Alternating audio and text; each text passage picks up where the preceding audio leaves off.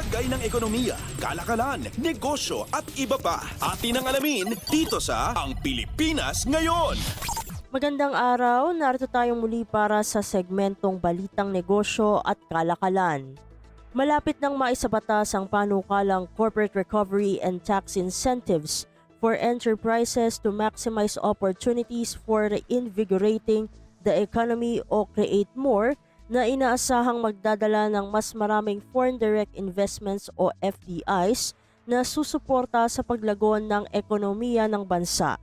Ayon kay Senador Win Gatchalian, inaprubahan na ng Senado ang panukala sa ikatlo at huling pagbasa noong nakaraang Miyerkules. Sinabi ni Gatchalian, ang pangunahing may akda at sponsor ng naturang panukalang batas na ang Create More ay inaasahang makakukuha ng mas maraming dayuhang direktang mamumuhunan sa bansa na mag-iiwan ng magandang epekto tulad ng paglikha ng trabaho, pinahusay na pamantayan ng pamumuhay, mas mababang presyo para sa mga kalakal at serbisyo at pinahusay ng mga infrastruktura. Sa sandaling maisabatas, ang Create More ay magbibigay kalinawan pagdating sa VAT Zero rating sa local purchases at VAT exemption sa pag-import ng mga produkto at serbisyo.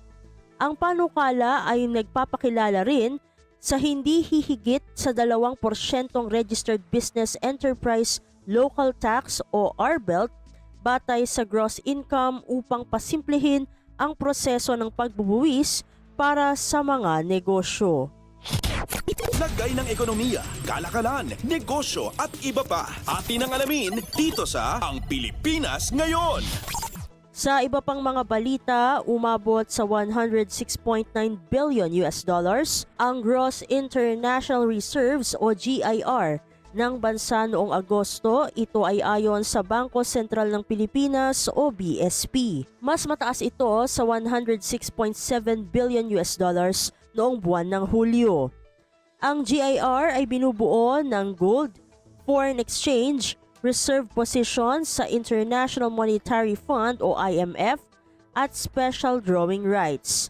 Ayon sa BSP, ang kasalukuyang GIR level ng bansa ay nagkakaloob ng higit pa sa sapat na external liquidity buffer, saklaw ang 7.9 na buwan na imports of goods at pagbabayad para sa mga serbisyo at primary income. Ito rin ay 6.1 beses ng short-term external debt ng bansa base sa original maturity at 3.7 beses base sa residual maturity. Lagay ng ekonomiya, kalakalan, negosyo at iba pa. Atin ang alamin dito sa Ang Pilipinas Ngayon.